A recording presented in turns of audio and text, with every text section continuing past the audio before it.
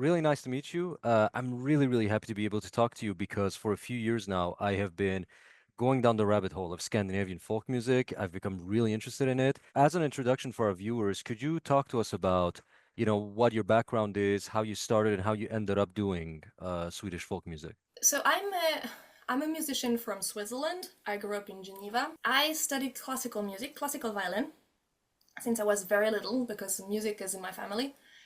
But what I was fascinated by was Celtic folk music, so Irish, because that was the only one you could find in like CD in Geneva. So I would go into like music shops and buy all the CDs of like Irish music I could find and force my parents to listen to them in the car and this kind of things. And for me, I don't know, maybe because I didn't have contact with other styles of folk music, for me, folk music was from Ireland, maybe Scotland.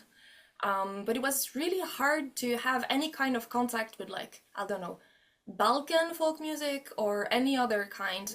So I had, like, I thought, if there are people who are playing crazy fiddle tunes, it's in Ireland, like, in my head. And then I started listening to bands that were popular at the time that had, like, that started to mix medieval ish inspired music and themes with like various instruments.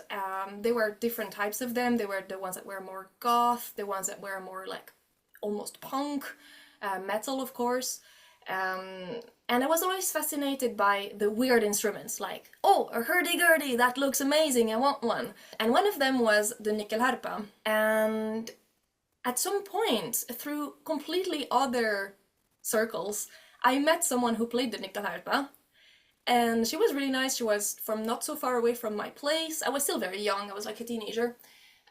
And she had started to play the nyckelharpa, and she told me, oh, you should visit because in my region there is this course with a guy who builds the nyckelharpas and you can like try and learn. So, I went there, and I just like fell into the folk music scene that was in France but very close to Switzerland, and from there the Swiss one. And I got my hands on a nyckelharpa for the first time, and I brought one home as a rental instrument first. Then later on, I bought it, and it was just, I don't know, it was like a door that opened to another world, and I started like trying to learn things on the fiddle and adapting my fiddle technique, well, violin technique, to fiddle tunes, and then from then to nyckelharpa. And at some point, I was like, yeah, I would love to study nyckelharpa more, like, substantially. And I had heard about Erik Sahlström Institutet, so institute in Sweden. So I went there for a year, and then I loved it so much that I went for a second year in another school. And after some time and some paperwork, I moved to Sweden. Right. So you started as a classical violinist, and then you sort of got interested in the whole. And I'm very happy actually that you brought up Irish music and everything because that's sort of the segue into the next question that I had, Yeah. which is that one of the big things that I try to do on my channel is try to bring more awareness to traditions that are less represented in pop culture. And when it comes to folk traditions, as far as Europe goes, probably the Irish sort of Celtic, like that one is the most well-known one. And myself, there was a point where I was like, what does Scandinavian music sound like? And it was like a blank. I had literally no idea, right? So my question to you is now, both from your outside perspective, that you started not knowing about it, and now that you are part of that tradition, what is the place that Scandinavian traditional music has on the world stage, basically? How much interest is there for it? Let's say compared to, is there a rising interest with the internet and everything? What's your experience with that, basically? That's a very good question because I think there are many different parameters that play into the place of Scandinavian folk music in the world today. The first thing I need to like put some light on is that you cannot really separate Scandinavian folk music scenes and the nyckelharpa. They are not the same thing. Not everyone who plays nyckelharpa plays Scandi folk music, and not every Scandi folk musician plays nyckelharpa, but far from it. But there is a very big overlap, and so people maybe will come to one from the other. In general, I also think that there has been a big rise in interest for Scandinavian cultures and countries the past like 10 years maybe, and I attribute a big chunk of that to the series Vikings because it has romanticized a figure that was before like just back in the past or not so glorious or anything, and it has like brought it in the forefront somehow of our like pop culture psyche somehow. But before that, already during like the 90s and early 2000s and even before that, there was some interest for Scandi folk music. And I would say mostly from North Americans. I don't know about Canada, but the US definitely, because you have a big diaspora of both Swedish and Norwegian um, immigrants back, like a few generations back, and very often they want to know about their roots and their cultural traditions of like their grandparents or something. And so they maybe learn some Swedish in school or they learn some food and they're interested in like the traditional celebrations of midsummer or whatever. So they get introduced to Swedish folk music like this. In Europe itself, it feels like it's a lot the Germans that drove that, and then the French Mm. also, because it's big countries and because the Germans have a tendency to like romanticize Scandinavia as they are also a part of it, shared Germanic culture, and maybe their answers about the past there somehow. Mm. I feel there is a lot of that. And then you have like random pockets of people who have discovered it and like it. Like, of course, there is a Japanese Scandi folk music scene because whatever you do, there will always be a Japanese person who does it better than you. Some of the best Iranian bands are in Japan. They'll play like Iranian traditional music, the Turkish, and then and I'm like, they're better than better than we do Yeah. it. Yeah, that's very interesting. Now the next aspect of my question is, what is the place that traditional music plays within Scandinavia itself? Because, for example, here in Quebec, la musique traditionnelle, ici la musique trad, as we call it, we know what it sounds like. It exists, but like unless you're in the super regions and everything, like at least here in the broader region of Greater Montreal, it's Mhm. like it's a thing from the past. You know what I mean? It's not like a Mhm. part of our lived reality anymore. Whereas, for example, if you go to Turkey, it's Mhm. still very much a part of like every social gathering, every wedding, they're going to play the folk music and everything. And so in Scandinavia, is traditional music still very much a part of like the collective reality, or is it more of a sort of a relic of the past? How would you place that? Here, I need to put a warning that I am in the Swedish folk scene, very much so. So my view of the country Yeah. is from that position. But I'm trying to like understand what the random Swedish person knows about Swedish folk music, and usually they've had some form of contact with it. Not necessarily directly, but there are a few traditions that are still very like present. For example, well, Midsummer is a big one, but also Christmas, and before Christmas, Saint Lucie, Sancta Lucia, and it's a big thing, and you sing in church, and also weddings. And then some regions are more represented, like have more traditional stuff. Like Dalarna is like the conservatory of traditions, much more than I don't know southern Sweden, for example. So Dalarna is like central western Sweden. I mean, until recently, the nyckelharpa was represented on one of the paper money. The crown princess sometime went and learned to play the nyckelharpa, so that was on TV. Um, you have some bands that are pretty well known because there is quite a lot of funding. It's going down in numbers, but there's been a lot of funding for like the university program in folk music, so there is that also, which gives it some weight. And there are different funds that support artists and stuff like this. So some bands are quite well known and it will be um, on TV or on radio, especially the bands that blend a little bit Swedish folk music with like rock. Or so for example, Hovendroven is a rock folk band.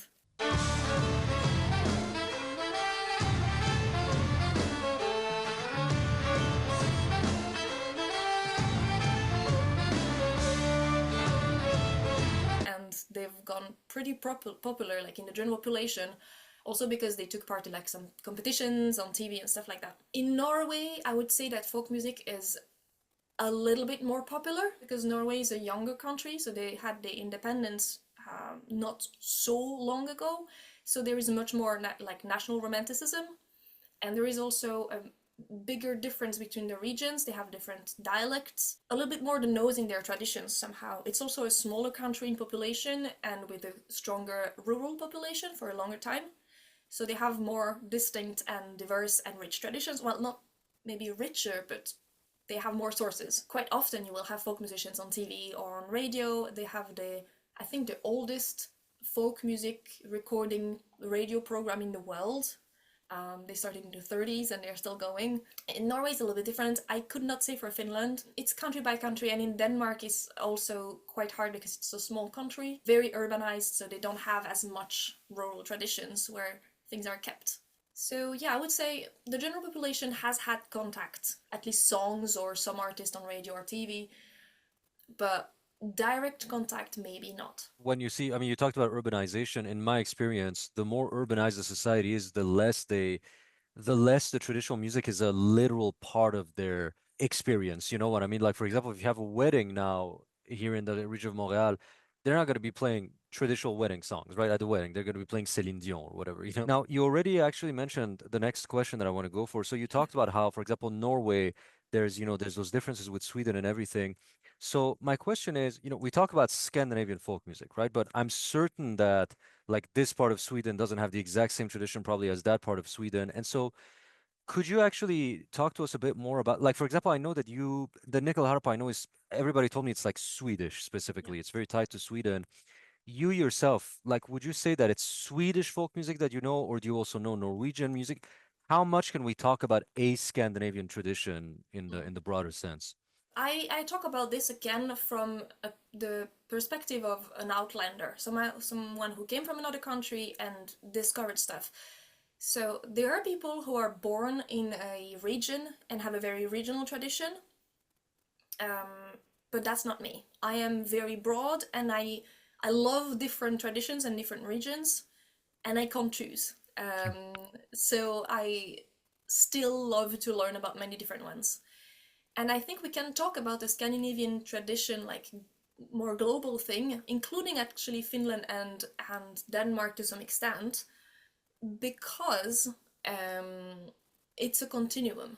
Remember, well, I don't know if you ever learned it, but it's a thing that borders between, especially Sweden and Norway, have shifted so freaking many times. Kings, treaties, battles, problems, all these kind of things. People have been displaced also, sometimes voluntarily, sometimes not, and they've brought their culture with them. There were many movements of population like this. I like to quote the Finnskog, so the Finnish forest, an area in the middle of Sweden and Norway where there is Finnish language because people from Finland were displaced there many centuries ago. And usually people don't speak Finnish anymore there, but there is like a culture that is slightly different, and the names of places are Finnish speaking sounding and so on. Um, and so all that has created kind of a continuum. So it's hard to say there is a difference somehow. Like there on the map, there is this line. Usually it's more like there is a shift somewhere around this area. And also maybe Norway has slightly more secluded parts in some regions because of Mm, the mountains. But it's like it's really, you have to take into account like the mountains and the way people have moved. For example, if the other country across the border was easier to get to, they would go there and not to their own capital. Like Swedish people who would be more often in Norway than in Stockholm. And then in southern Sweden, like a part of southern Sweden has been Danish for a long time. So they have like kind of a culture that is a bit in between, or depends how you call it. So they have more in common with Danish folk music, but also not really. They have their own thing.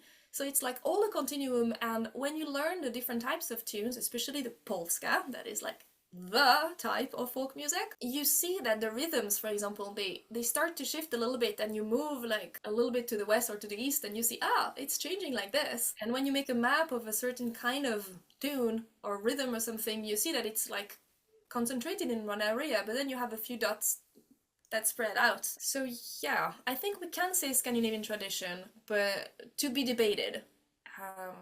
And it depends how precise we want to be. So now that we've actually established sort of the cultural reality, we've established the context of where that music comes from, how it operates and everything. I'd like to go into the first instrument you have next to you, this weird thing, the nickel harpa. Yeah. As I usually explain to people, shortly, it's a big violin where instead of putting your fingers directly on the strings, you have keys in between your fingers and the strings. And each key is half a tone. There are different models. That's a chromatic one. So in this case, every key is half a tone. Some people say, oh, it's a bit like a piano. Yeah, not so far-fetched. And then there are more strings because you have resonance strings. So every note that you play will be like amplified string that resonates at the same or an octave higher or lower frequency. So it's a kind of early way of amplification, and it gives the very like broad and generous sound that many people like. Broadly, it's a violin. If you take it very broadly, Because you're still using a bow to produce the yes. sound. And then it has many, like there are many different models with various technical possibilities. It's of the very broad bowed instruments, string instruments family. And this is specifically Swedish, right? It's associated with Sweden. Is it ever used in other regions? Okay, this is a very complex question. So, the first sources that we have for the nyckelharpa are from like the end of the 1300s to like the 1500s. And those sources are from a little bit all over Europe with a concentration in Northern Europe. So more in Sweden, but a bit in Denmark, a bit in one in Italy. And Gotland was not exactly Swedish at the time, on Gotland, the island.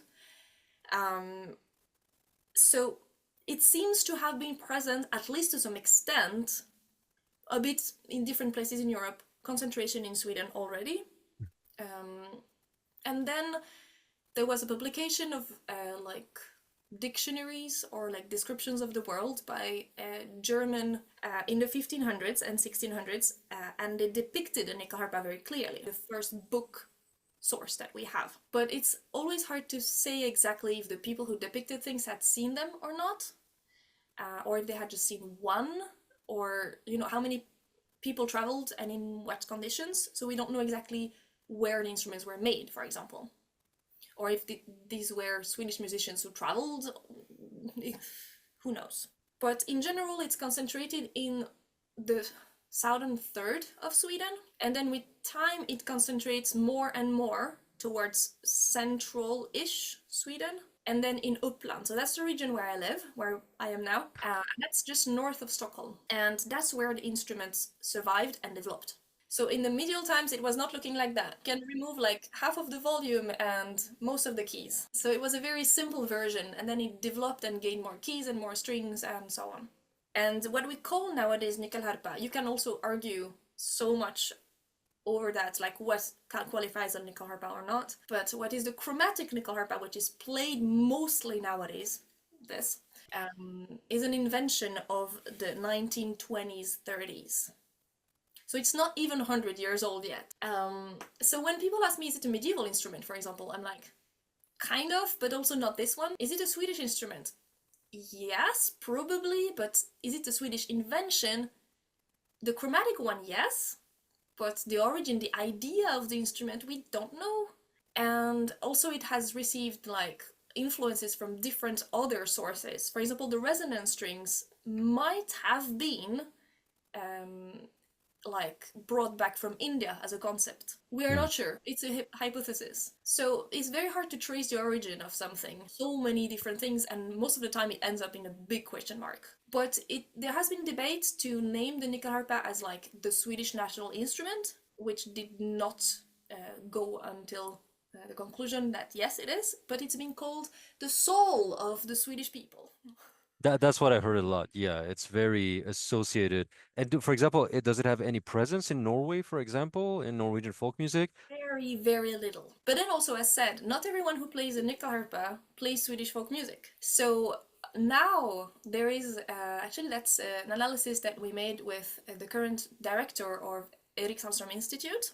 He has noted that the students coming, you can come from any country, you can study for 1 year, up until 3, actually. less and less students are from Sweden, and more of them are from abroad. Of course, lots of people from like Germany, France, but also Northern America, but also Japan, Italy, I don't know, Argentina, whatever, you name it. Um, so the instrument is played abroad, is built abroad, mine is French, um, is developed and invented further upon abroad. And also, people play other styles also on it. So some people play baroque music, some people play metal. It's hard to mic, but why not? You can play whatever you want, you know. So yeah, Swedish folk music and nyckelharpa are very much overlapping, but they're not the same thing. Some people have an image of like everyone in Sweden plays the nyckelharpa. No, no, everyone and their mother in Sweden plays this. Mm. The violin is still dominating the Swedish folk scene by far. I think because the nickel harpa is like more unusual, it brings out more attention, but in fact, that's actually the one that people use mostly. It's still the violin. That's the most versatile instrument and everything. So from what I understand, the nickel harpa in the Middle Ages, we have attestations of instruments of that category where you have a bow and then keys. But then there's the argument of like the argument of where does an instrument begin and end. This has historical precedence going back to the late Middle Ages, basically. This idea of having keys like a hurdy-gurdy, but then using a bow basically to Yes. And also the hurdy-gurdy, I'm that's my hypothesis, but I think that it's very interesting. Um, the keys, this part of the key is the same as a hurdy-gurdy, but this part is completely different because a hurdy-gurdy has the piano logic, and your hand goes from the top. On nyckelharpa, your hand goes from down. It wraps around the neck of the instrument like on a violin or cello. So I'm not sure they are related. Maybe adopted cousins or something. yeah, well no, with instruments it's almost impossible to ever know exactly when it starts and everything. Could you talk to us about what is the role of the violin basically in Scandinavian folk music, how it's used and everything? It's the main instrument. So you have other traditions, and we can talk about these gladly, but the violin, the fiddle, let's say that because we're in folk music now, is the one that has evolved also with the music very long and in all regions of Sweden. I don't think there is one region of the Nordic countries where you haven't had a fiddle tradition. And even other instruments sometimes have died out. We got the tunes to revive those traditions from the fiddlers. And that, I guess, is because it's a bit delicate to build, but we have a lot of very crude built instruments as well. The forest fiddles, as they are called, and sometimes they're very cute and naive. I love them. Um, but yeah, you need a bit of equipment to build it, but it's not so hard somehow. It's wood, which there is plenty of all over Scandinavia. It's small enough so you can easily carry it with you. You can repair it almost indefinitely. Um, and it's still much more stable, even with gut strings, I would argue, than like bagpipes and so on, which are very complicated to keep in tune and everything. And it's only 4 strings to tune. It's not like a harp that might be a bit harder. It's light. Everyone has one, and they are almost standardized, so you can change with your neighbor. And then just it co-evolved with the music. So the music was composed on fiddles. It's hard to describe something that is so present somehow. Also the tunings, you can retune, and we had many different alternate tunings. Not always G, D, A, E, but A, D, A, E, for example, is a very common one, and a few more. This is much bigger in Norway than in Sweden, but also existed in Sweden. And the violin has this very ambiguous role because it was an instrument of the court. Not in the very beginning. At first it was the instrument of the devil, but then at some point the nobles started calming down about it, and it like high music was composed for it as well, not only the viols. So you could play like very high quality music, but you could also go and play for people to dance or at a tavern or what do I know. So it does both. It's neither too loud, like some instruments that you cannot play indoors, nor super, super quiet so that nobody hears you. So I think it's a good balance instrument. It's not the only one, but you know.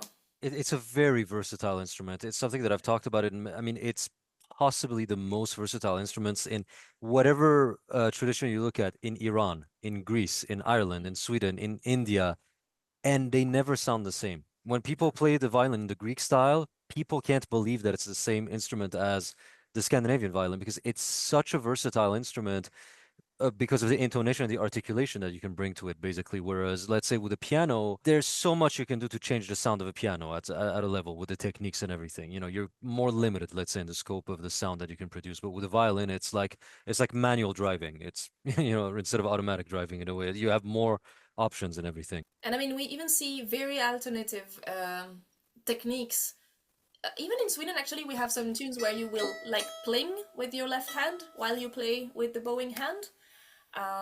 We don't really have any tradition of strumming. There are so many different sounds you can make with a violin. And going back into the subject of different regions and everything, there is this one fiddle from Norway, the hardanger, I think they call it.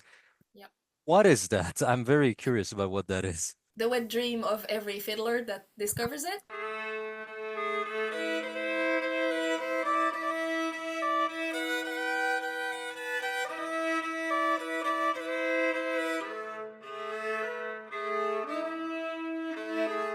So the oldest surviving Hardanger fiddle we have is from the 1600s, middle of the 1600s. And what is very interesting is that it probably originates from an older type of violin.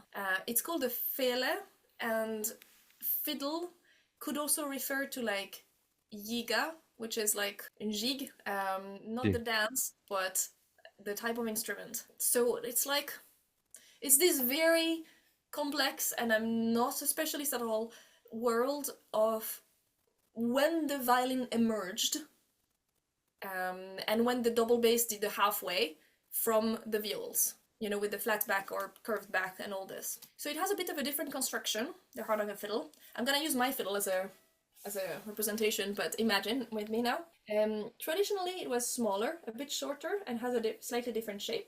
Nowadays, usually they're shaped like violins because it's just easier to make.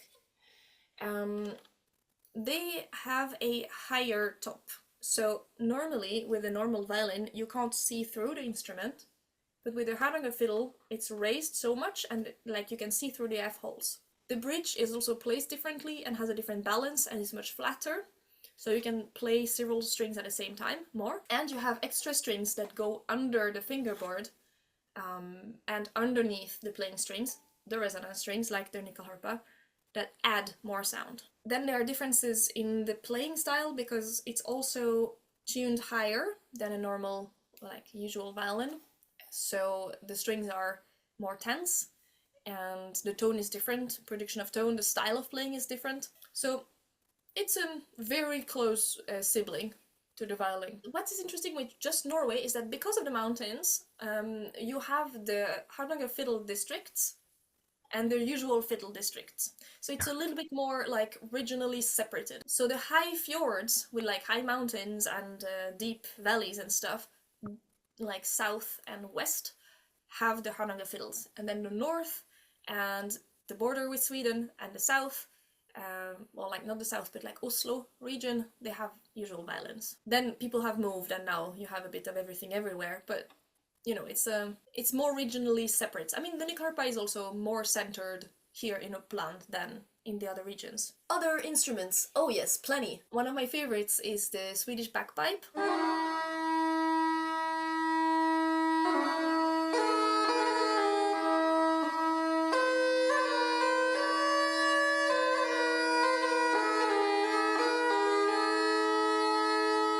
Which is quite small and quite quiet. It's one of the quietest bagpipes, and it has traditionally just one drone, so it's a pretty small and quiet instrument. It's the same volume as a violin, basically. And the instrument died out. Well, there was one player, but nobody built it anymore until in the 1930s, when some old collections of the museum in Stockholm were like emptied and sorted out. There was a guy who discovered a box of like 30 old bagpipes, and he was like, oh no, this is a treasure. We need to find someone who plays these and ask questions, and they were able to reconstruct an instrument and like write a thesis on it.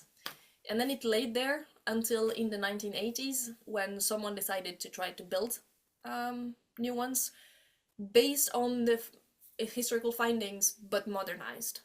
And nowadays it's mostly those that are played, and there is a lot of progress being made these past years, actually recently, on all those old types of bagpipes and their scales and how they were played, and so many hypotheses going around.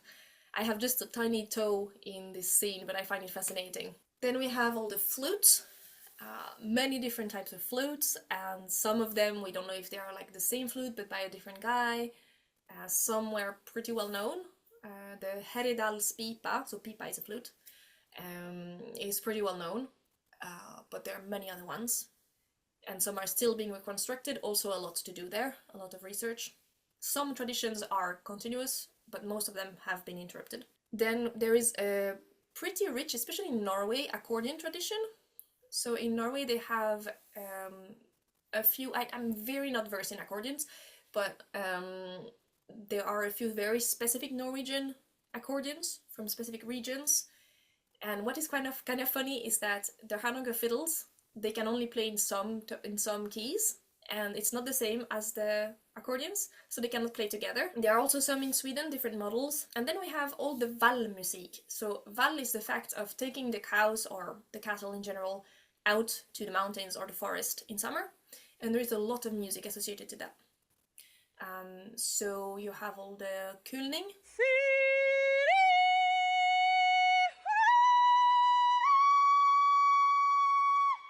The hypnotic sounds of kulning. Jag använder min röst när jag jobbar med djur på fäbodar. The very high-pitched singing, a lot of different songs, also a lot of flutes are associated to that, and you also have the näverlur, so the big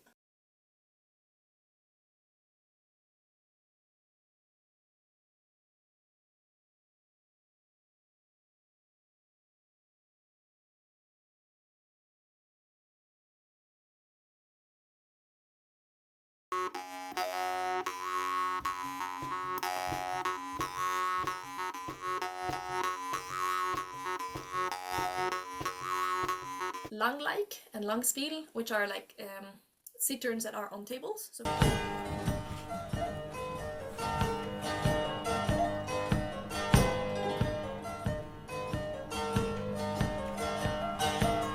Those ones, yeah, those ones fascinate me. There's a very, because zithers used to be very prominent across Europe and everything. They mostly died out pretty much almost everywhere in Europe. But there is very little. Like people who play the langspil or langlike, so few.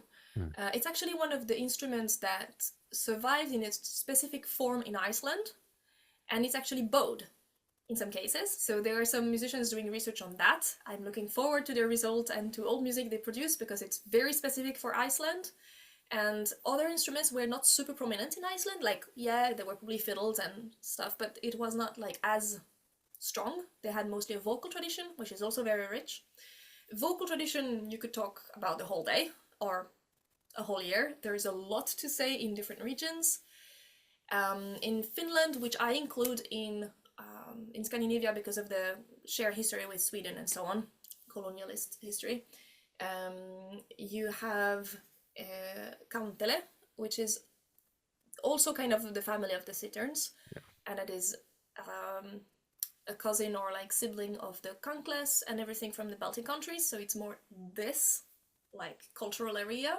Oh, you have a kantele. Sorry, so this one was made in Finland. So we're talking about those. Those are very prominent in the Baltic region and everything. And so that's what we're talking about when we're talking about those kind of zither instruments. Clarinet, quite like common in both Norway and Sweden. Some were like specifically made in some places, like Meråker in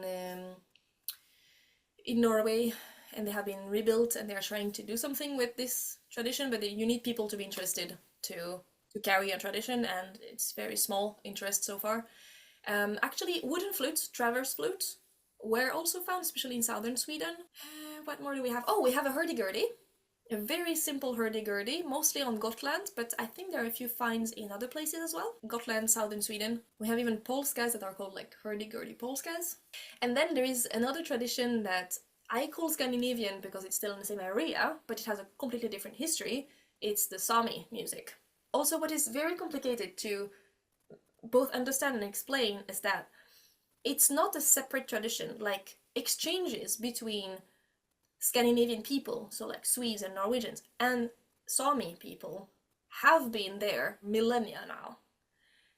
We know that some religious things passed through, cultural things. People intermarried, maybe not a lot, but they had contact, definitely. There was a lot of oppression, of course, of the Sami people, and a lot of their music has died out. They might have had a flute, from what I know, but I don't know more about it. But they definitely had a drumming tradition that was mostly associated to spirituality, but maybe also to other things. Who knows? And they had yoik, which is more than singing. It's a way of like experiencing and talking about the world, like expressing the world and expressing your feelings.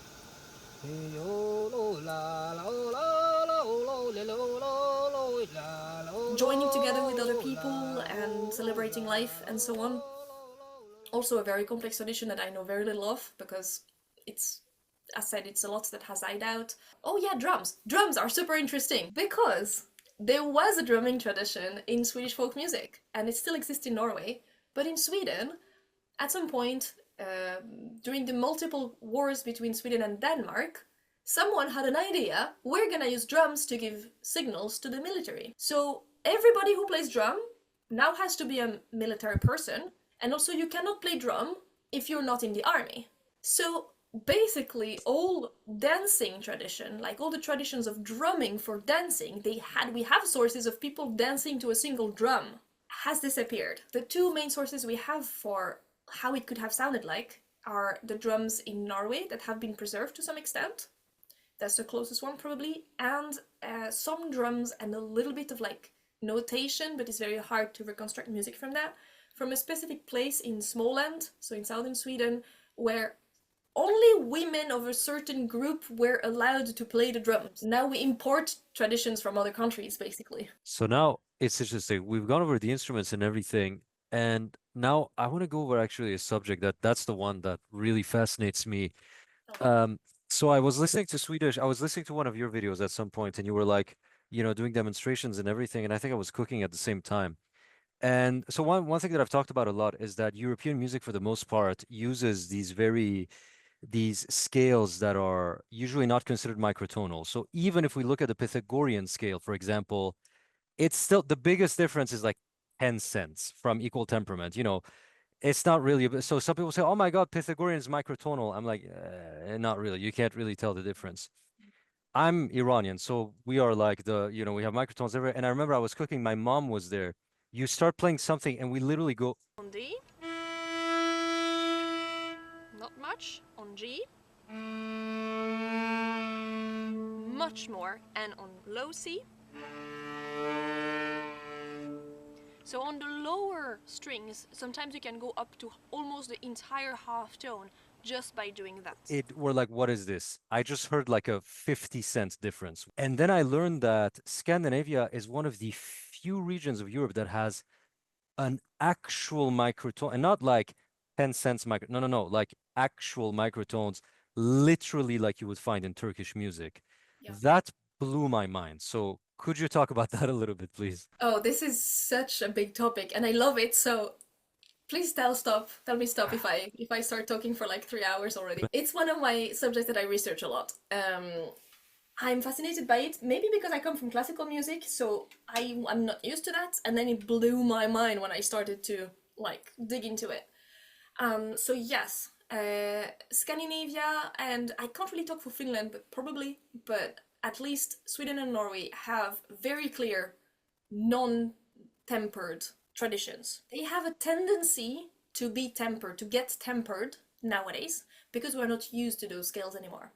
But I think what preserved them, except from isolation and, these kind of things in some regions, is that we have some instruments that cannot be played tempered. All the harmonic scales, like the nevelur, but also the mouth harp, the celflöte, so the harmonic flute, all those, they have harmonic scales that are not tempered. That's just it. And then we also have all those flutes and wind instruments that once they're, made, you can retune them to some extent, but not completely change the scale. And that's one of the things I advocate for, is to listen to tunes played on those instruments, like the copies from the museums or so on, because then we can relearn the tunes somehow in their original scale. And I make a case for the nyckelharpa to be the perfect instrument to get used to those scales again, because on nyckelharpa you can retune your keys. That's one of the things I do. I retune when I play with someone who plays this kind of flutes. I have a band where we play with non-tempered flutes. You can actually match it to those specific microtones. Yeah. Yeah. And then on violin, you need to learn the placement of the fingers, and it's like, coming from classical music, it was hard.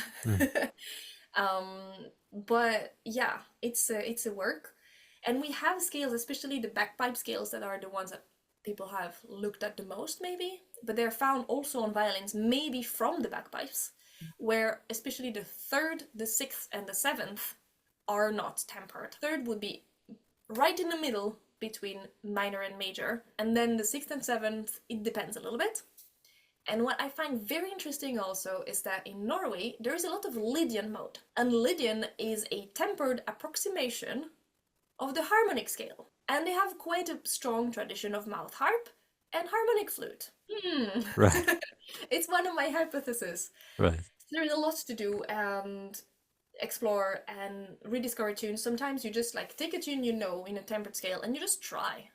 What if I raise the fourth? See what happens.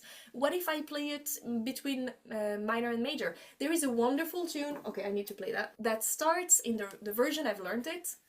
It starts with a G on the E string, then the G goes higher and higher every time you play it, so... Oi. That's probably not an E, but whatever.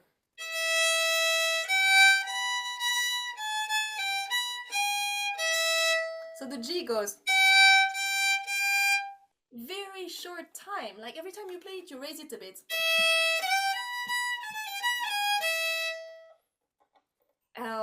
That's just one of the many examples of this kind of things happening. Every musician will play differently. I like blue notes, so maybe I, emphasize some of them. For example, my nyckelharpa is tuned with a high F and a high B flat because that's what I like. But not everyone will be tuned like that. And also, like, from one preserved bagpipe to the next one, you will have different skills. A lot of Scandinavian music was solo music for a while, and maybe duo, like two fiddles, that was pretty common, but one bagpipe, maybe one drum, you don't need more. Nyckelharpa was very solo, so you don't need to adapt to scales that much. You get away with doing whatever you want with your own scales and everything because you don't need other people to match with you. Whereas with a Western classical orchestra, for example, we had to come up with equal temperament and everything because you can't get 50 people playing the same, it's not going to work. So what is the situation actually of these microtones or of those blue notes, as we call them,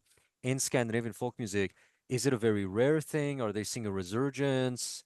What's happening with them? Okay, I think I'm not in the nerdy circles of like the university and everything. I have some contacts, but I don't follow exactly the research super closely. But I know that there are different people who are working on that, who are working on different modes and all it entails, including microtones. And there are a few different ways of writing them down and talking about them. In general, what I learned from my teacher, Mia Marin, about that is maybe a simplification, but I think it's a good starting point. It's that in between two halftones, we will have three microtones. So we have the one right in the middle, and then we have like the sharp one but a bit lower, and the non-sharp one but a bit higher. And usually you will more have the two ones that are closer to the usual halftones than the right in the middle one, but it depends. Some tunes traditionally have been transmitted with right in the middle. A lot of tunes have been transmitted very tempered from regions where we know they were non-tempered scales as well. So have they been flattened? Very possibly.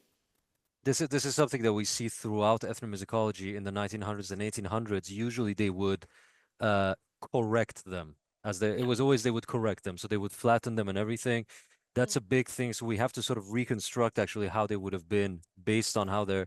And nowadays in the circles of traditional music, let's say when Swedes are playing and everything, how often will you hear those blue notes? Totally depends on who is there, because also the instruments. So, for example, if you have a piano in the room and you want to play with the pianist, Nyckelharpa depends. There are people who are more like in the chromatic type of music, who do like chromatic valses with lots of chords, broken chords, and stuff like this. So then they want to be maybe not tempered, but ish. They have more this kind of approach. And then there are people who play more modal music, so from regions like, for example, the border with Norway, Dalarna, where we have the bagpipe tradition and so on, which is more modal, where you have the alternate tunings and these kind of things. And then they would retune the nyckelharpas for that, or they have like another model of nyckelharpa, an older model or something, and they play other notes. And then on the fiddles, it's really like the repertoires. If there are people from those regions where we have more sources for microtonal music, you have good chances that they will play it like this. If you go to the festivals in those regions, you will hear more of it. Generations also, circles, and just taste what people like or not. It's one of the things that, I've said in some of my videos, it's that the West's music had to be westernized. So what we think of as Western music tends to be the modern tonal harmonic system and everything. That used to not be, European music used to not be like that at all. And for example, it's very interesting. I've talked to some Irish musicians who've told me that they've started incorporating chords 80 years ago in their villages. I'm like, we were doing chords in Iran like before that, right? So there's regions of Europe that incorporated, when you incorporate harmony and tonality, I think then you need to, sort of equal temperament, everything. And so it seems like Scandinavia is also one of those regions that was still modal very recently. One of my teachers in Dalarna, so I studied in Dalarna, Western Dalarna, which is one of the strongest, most modal traditions with weird rhythms and everything, he said that, at least in the region, the fact of playing with a harmony, so nowadays we tend to have the main melody and the second voice, which is usually a third under, sometimes a sixth, sometimes over, but usually underneath. This kind of like two voice playing is not even 100 years old. And before, people would play two violins, similar, but one would play the melody high and the other one the melody low. And maybe the second one was even a viola or just a violin tuned down, so you could do that. And it was called fair and rough. So you had the one playing fair and the one playing rough. They weren't harmonizing, they were just doing different octaves and everything. They were just octaving. So that's interesting. So this tradition of microtones is surviving. It's not something that, like, there's still people who learn it from their parents and everything. It's not something that like disappeared and then universities had to bring back, or is it a bit of both? I don't know enough to really know exactly, and I guess it also depends on which tradition, which region we're talking about, because some people are really focused on one region in particular and not Sweden as a whole or Scandinavia even more broadly. In some places we have, like, the old guys had students who had students who had students. In some places the old guys were recorded and we have those. And in some places, the old guys were written down, their music, and nobody learned it directly from them, and we had to guess. So everything in, like, both and everything in between, I would say. Also for, like, the playing style and the ornaments, sometimes we have direct sources, at least recordings, but sometimes we don't. Sometimes it's just written music. Also, the collecting of written music in Sweden started very early, much before we had any, like, recording machines. Like, it was written on paper, and you can imagine that this was done by people who had a classical education. So many rhythms have been flattened, for example, or a C that was slightly lower would have been written like a C. Maybe there are some indications, but usually not. But my favorite weird stuff going on is the hidden other tonality in the B part. Very often Swedish folk tunes will be two parts, maybe more, but usually minimum two parts. And you will have like an A part that establishes the melody and the key and everything. And then you take the B part, and suddenly a tone that was not played until then changes which key you are playing. Okay, yeah, yeah. I have a perfect example if you want to hear it. If I just remember it.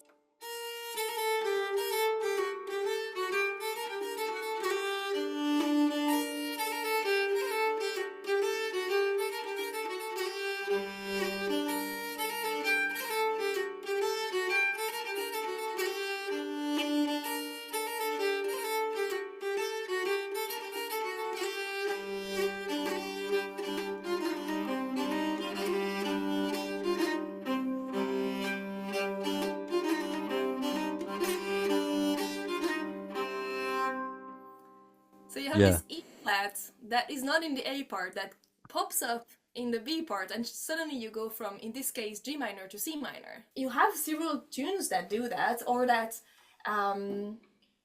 the last time you go through the little passage that leads to the end, you play it in major, because why not? From what I understand is, because, for example, I'll give you an example with with our microtonality in Greece or in Turkey, in those regions, the Makamic regions.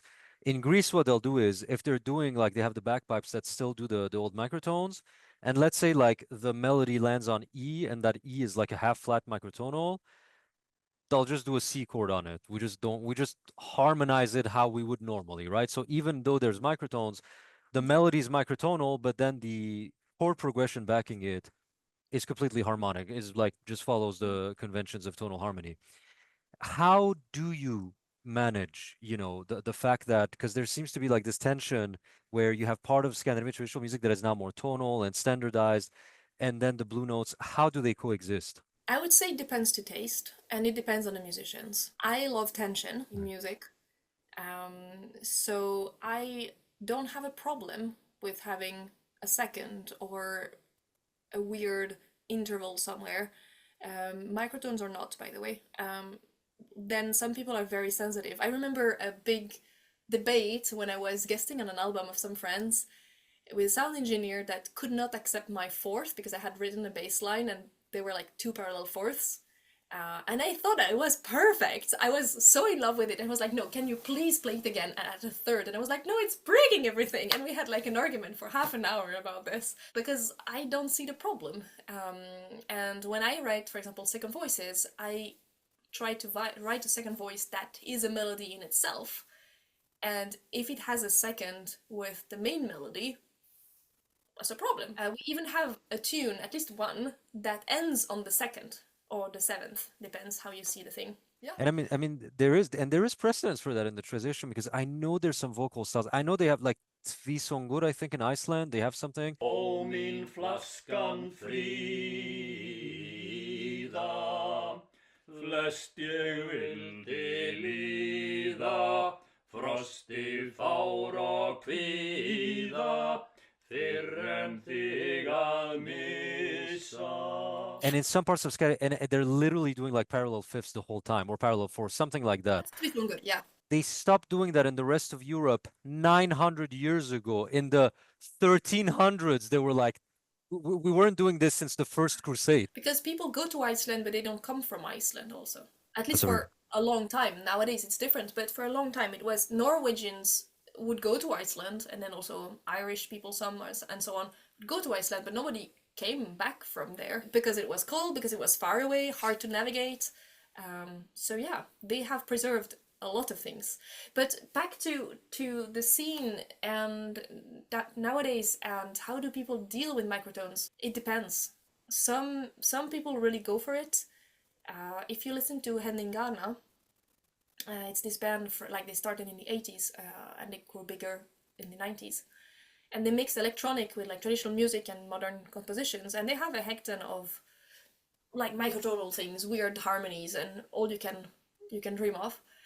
And they just go for it. And they got pretty popular, but also because they modernized the sound with electronics and so on. Whereas some people would just not manage. They just don't like it, so they don't do it. So I think that all the work that is done around that, and all the bands who like keep their blue notes and everything, we have some tunes that some people have qualified like, oh, this sounds a bit Middle Eastern. I'm like, that's Sweden from the 1700s, but sure. Another thing that I found very interesting, I did this video on what medieval music sounded like, and you wrote the comment, and I remember the comment. I said ornamentation is the main driver of the musical expression, and you wrote Scandi music entered the chat. Yes. So could you talk about that a bit, because that really sort of that comment stuck with me. Yeah, ornamentation is a big part of playing music in Scandinavia, and I would say that it's even bigger in Norway than in Sweden, because in Sweden it has been a little bit more of a group thing, playing music, like at least duo fiddle. But in Norway, especially on Hardanger fiddle, it's a solo tradition, full-on solo. So the interest of the music is in the playing, And also, something that is interesting in a lot of the Hardanger fiddle music is that it's not built on like a melody that holds itself and has a certain duration, and maybe a B part to that, maybe a C part, blah blah blah. But it's shorter phrases that you repeat a number of times, and that number of time is either decided by tradition or free, and you vary on them. So it's half improvised music. One of the things that is very hard when trying to learn Norwegian folk music from sheet music is that you have two different ways of writing it down. You have the prescriptive and the descriptive. And the prescriptive is just like the bare melody, and the descriptive is like the person who wrote it down tried to write down all the ornaments. But they change every time you repeat the part. And also, maybe the musician plays it like that this time, but not tomorrow, not in an hour, and not with his friend or whatever. And then there is also this big debate. For example, in Värmland, I had a teacher from Värmland, and he would say, which is Western Sweden, so also close to Norway, and he would say, when asked to play, please, just the main melody on the main string of the violin, he would say, I can't do that, because the melody is on both strings. And sometimes you literally have double stops. You cannot tell if the melody is the high or the low one. They need to be both there, and if you want to play only one of them, it's a choice. But ornamentation is also, so that's all about double stops and these kind of things. But also, in some cases, if we talk about bagpipes, and I'm sure that all the Scottish bagpipers will agree with me, ornamentation is crucial to phrase the music, because you can't repeat a tone on a bagpipe or on a hurdy-gurdy, by the way, if you don't do a mordant or a drill or something to separate the two tones, because they have continuous tone. So that's also something we talk about a lot with my colleague with whom I have a band, and he plays a bagpipe. So I'm like, oh, you did a very interesting ornament there. And he's like, yeah, I need it, because otherwise it's just one tone. And I'm like, oh, should I match it? And he's like, no, it's fine. You know, lots of little talks about what ornament do you do? Should I match it or should I play another one? And sometimes you can't say if it's an ornament or if it's the melody. Again, like for the double stops, is it one or the other? This big chord that goes woof, is it part of the melody or not? But if you don't play it like that, it's hard to dance because you don't have that energy that you need at that moment. Yeah. So, ornamentation is super important. If you just learn from a like prescriptive sheet music, you miss like more than half of the thing. It's not. You're playing the skeleton that you're supposed to follow, but then you're supposed to bring life into that skeleton. It's like, let's say, an actor who is given lines, and then he just reads them like, "I am going to kill you." Like, no, you're supposed to act out the emotion. You can't just read the lines. People who learn only from sheet music, usually they're playing, I'm sorry for them, but usually it sounds very boring to me. Because you need to learn by ear. It's a music that is transmitted by ear. And if you don't at least a little bit guide yourself from that, you have no idea how to phrase it and so on. Yeah, I mean, I have a, I'm very thankful for that. I've had a relatively successful musical career on YouTube, and people ask me like, "Oh, do you have the sheet music for this?" I'm like, I don't have one. They're like, "Oh, why don't you?" I'm like, I can't read music.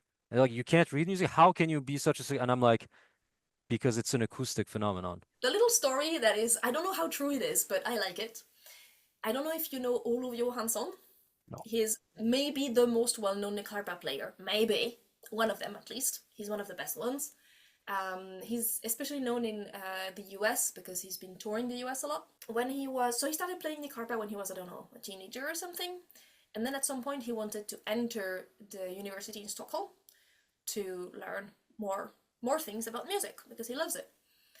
And he didn't pass the entrance exam because he couldn't read music properly.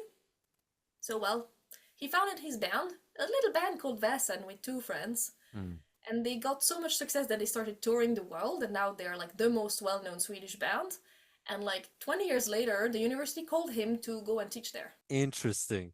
Because the thing is, I always state this, it's okay to call it ornamentation, but what we have to understand is if we were 600 years ago, before the birth of tonal harmony, when all the musical traditions from Turkey to Scotland were modal, we would not be calling those ornamentations, we would be calling that playing the music. Calling it ornamentation implies that it's like an option, yes, after the switch to sort of the score-based system and everything, But we're talking about old traditions that for a long time, until recently, were much more modal and everything.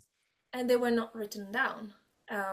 For a long time, they were not. And I personally see, a bit like you said with the actor on a theater stage, for me, sheet music, at least for folk music, but even for Baroque, of course, phrasing is so important, and for classical as well, it's only like a reminder of what you're supposed to play. It's only like, oh yeah, it's this tune. Like a friend of mine who is very traditional in many ways, he plays on gut strings and he retunes all the time and all these kind of things.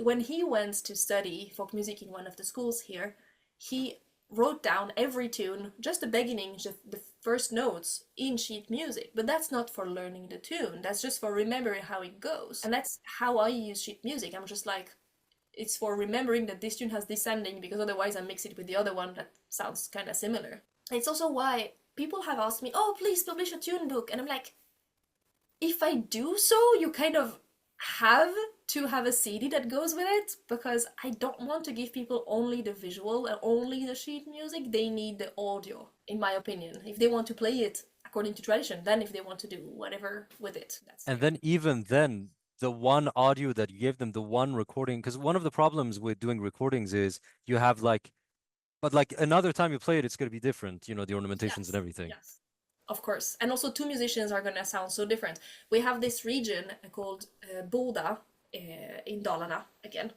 often Dalarna. And there is one style that is considered the Boda style, and it's pretty slow and soft and mellow, and it's like one of the slowest and softest styles in Sweden. And many people love it for that. The thing that is interesting is that there was another line of musicians in Boda that was less well known, but that was also there, and apparently they were like the enemies of the first ones, because their style was much more crazy and ornamented and a bit faster. And so in the same place, when we say Boda Polska, in the same place, you had two different traditions, because two musicians had different ideas about how you play the stuff, and they taught it differently to their students, who taught it differently to their students. That's the problem with standardization and everything, you know, it's one of the things that I always have to like when I do, for example, a speculative reconstruction that's historically informed of a medieval piece of music, I always say, yeah, but like that's supposed to be like it's one of the 1 in 5 million ways that it would have been played back then, maybe. This is not meant to say that's how like no, this ornamentation, the other Wednesday, the same musician, he's gonna do another ornamentation. You know, it's completely those folk traditions are It's so often in jam sessions that I play with someone, with like someone I've never played with before. We find a tune in common, we're happy we played together, and then at some point we're like, wait, you play that completely different than me, like this little bit is completely different. And it's hard to shake off the feeling of my version is better, because that's the one you learned, that's the one you got attached to somehow. I always try to tell myself, no, don't get annoyed at this person, they're just offering you another variation so you can learn it too, and then you have more tools in your toolbox. That is such a good point. That is such a good point because so often I have one of my friends, she's in love with one of the Turkish songs that I sang, and I told her, okay, listen to that one and then all the other versions on YouTube, and then you'll have an idea of what the song sounds like. If you just focus on one, you get a, it's not how traditional music works. You don't, people, they say, I like your cover of this folk song. I'm like, using the term cover implies that there's an original. Mm. They're all covers. Oh, I had a friend who, but now he's a very big nerd in traditional music. A few years back when I met him, he was a little bit shocked because he was like, but all you play is covers. And I'm like, it's not covers, it's tradition. Well, the last question that I had actually, let me find. Yes, I just wanted to have a quick idea of depending on where you are in the world, there will be a correlation between folk music and, like you established, dancing, and it's very dependent. So I'm from northern Iran, for example. In northern Iran, there's no particular correlation. You don't have to dance to folk songs. In Greece, it is impo when you say the name of a time signature, like for example, Kalamatiano, it's also a dance. Yeah. It literally is the name of a dance also. How is it in Scandinavia? More like Greece. There is a part of traditional Swedish music and Norwegian music that is not danced. For example, there is all the vocal music that is for like this tradition of taking the cattle to the mountain or the forests. So that's more like you are watching the cattle and singing to them, a bit like cowboy songs. very different in how they sound, but similar. You have like songs for getting the babies to sleep, these kind of things. You have songs that are just like dirty songs, drinking songs, you know, songs for life, basically. Even I would say that most church songs, like psalms, but also bridal marches and so on, they're not dance tunes. They have a specific time signature, they need to be at a certain pace. I've played a few times at weddings. It's complicated actually to play at the right pace for a wedding, but they are not dance music. But then you have a huge part of the traditional repertoire. I think it's like 60% of it is Polska, Mm. and Polska is a type of dance. And then Polska has many different types of Polskas, so many. Um, but it's dance music. And of course, you can play it in a way that is not danceable. Like, you do what you want. It's your music, it's your instrument, you know. Your concert, your friends, your jam session, I don't care. But if you want to play it for dancing, that's where it comes from, basically. So the styles of different regions are also very tied to the dancing. So this specific style, you use more bow because it's a faster dance. You need to give more energy to your dancers. This style is a bit more jumpy because in that region they tend to lift their knees more, or for example, they were usually dancing in big circles on grass, and grass is not easy to dance on, so you have to give them more jump. You know, all these kind of things. So a lot is dance music, and most of the tunes that are played also for jamming, just for pleasure, not without dancers, are also dance music. Usually played much faster, but that's because it's fun. Right. So there's this very strong correlation with dancing and everything we have, because I saw a lot of when I saw a lot of those beautiful, and they have like those beautiful traditional costumes and everything. It's such a beautiful culture. One last thing I wanted to ask you is, could you play to us a piece of music on the fiddle or the nickel harp or whichever, which you really like when it comes to blue notes and everything, to give sort of an example to our audience of what some of these weirder Scandinavian specific sounds can sound like? The one I showed you just a little bit of before with the G that goes up and down, but also the C is not exactly at the same place all the time. So